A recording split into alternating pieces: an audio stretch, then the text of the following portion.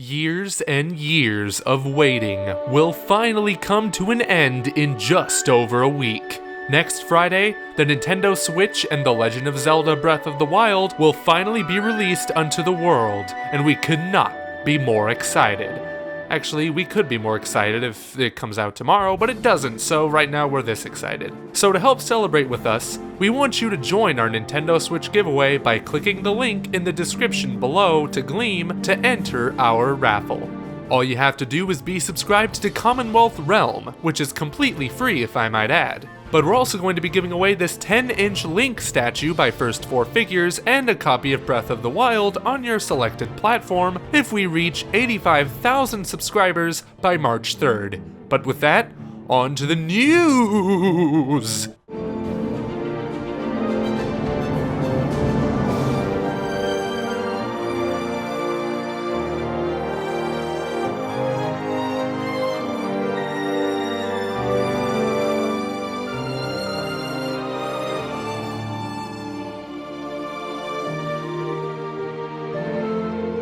The incredibly handsome gentleman over at GameXplain received a hefty care package in the form of a Nintendo Switch, Breath of the Wild, and all the amiibo that will be released at launch, being the Link Rider, Link Archer, Zelda, a Bokoblin, and a Guardian, which is the only amiibo that I personally pre-ordered. If they have any more at the GameStop midnight release, I may consider getting one or two more, but I'm not too worried considering Conrad will most likely be getting all of them thanks to the demand in Norway not being so high. What's cool about the Guardian amiibo is that the legs are completely adjustable. So what do these amiibo do in Breath of the Wild? The back of the boxes showcase the rare items you can get if you scan the figures on either the Switch or Wii U. The Guardian amiibo will unlock these thingamajiggers, and most importantly, the arrow we saw in the first reveal trailer of the game. And it looks like you're gonna need these arrows if you want any chance at defeating these fools. The Bokoblin amiibo gives you these bone weapons, Zelda gives you this metallic shield we saw in the jungle playthrough, Link Rider gives you a sword and a saddle for your horse,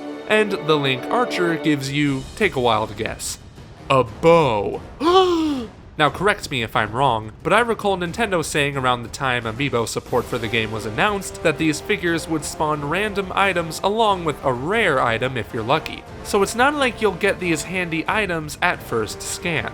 I could be wrong though, but I'm also too lazy to look that up right now. Next thing on the agenda is an unboxing video of the European Special Edition of the game being unboxed by the Golden God himself, Eiji Aonuma. He showed off Breath of the Wild's soundtrack disc, the game itself, and the Master Sword of Resurrection statue. He also revealed the name of the mysterious flower most commonly seen next to the sword, called a Silent Princess. Is it called that for a reason? I guess we'll have to find out in only 9 days. Also, sorry Conrad, but it looks like you won't be getting this special edition come March 3rd. But seriously, it is a bummer that Europe only gets the additional CD and statue, but come back to the channel next Friday to witness us unbox our special edition bundles. I couldn't get the Master Edition because internet, so I won't have that sweet Master Sword, but at least I get this badass carrying case for my Switch. Speaking of Aonuma, he revealed his top 3 favorite Zelda games on Game Informer, and number 1 may surprise you. Twilight Princess is number 3 because he wanted to create something better than Ocarina of Time. Number 2 is Ocarina of Time because it gave him the opportunity to create a 3D world, and number 1 is... Phantom Hourglass?